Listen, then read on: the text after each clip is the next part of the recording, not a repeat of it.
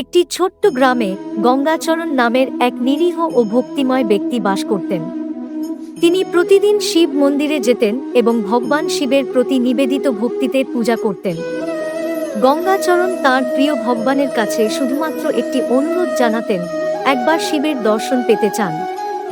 গ্রামের লোকেরা গঙ্গাচরণের এই নিরলস ভক্তিকে দেখে হাসি ঠাট্টা করত।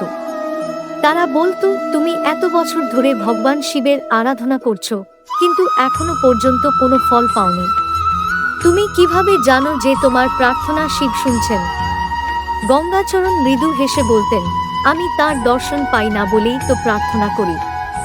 আমি জানি তিনি আমার সঙ্গেই আছেন।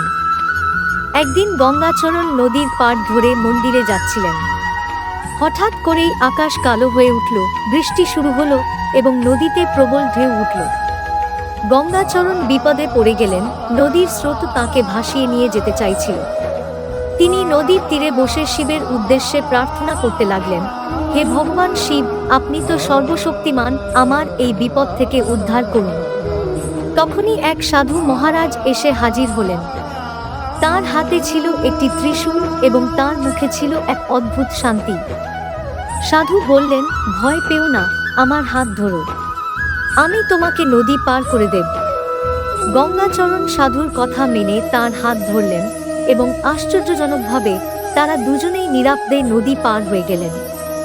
নদীর পাড়ে এসে গঙ্গাচরণ সাধুকে ধন্যবাদ জানালেন এবং জিজ্ঞেস করলেন, আপনি কে? আপনি কি শিবের দূত? সাধু মৃদু হেসে বললেন, আমি কে তা জানার প্রয়োজন নেই। মনে রেখো, ভগবান সবসময় তার ভক্তদের সাহায্য করতে প্রস্তুত থাকেন। এই কথা বলে সাধু মহারাজ অদৃশ্য হয়ে গেলেন। গঙ্গাচরণ বুঝতে পারলেন, সেই সাধু মহারাজ ভগবান শিবেরই রূপ। শিব তার ভক্তের ডাকে সাড়া দিয়ে তাকে বিপদ থেকে রক্ষা করেছিলেন। গঙ্গাচরণের বিশ্বাস আরও দৃঢ় হল, ভক্তির শক্তি সবসময় ভগবানকে কাছে টেনে আনে। এই গল্পটি আমাদের শিখায় যে প্রকৃত ভক্তি ও বিশ্বাস সবসময় ভগবানকে আমাদের জীবনেও নিয়ে আসে, বিশেষত যখন আমরা সংকটের মুখোমুখি হই।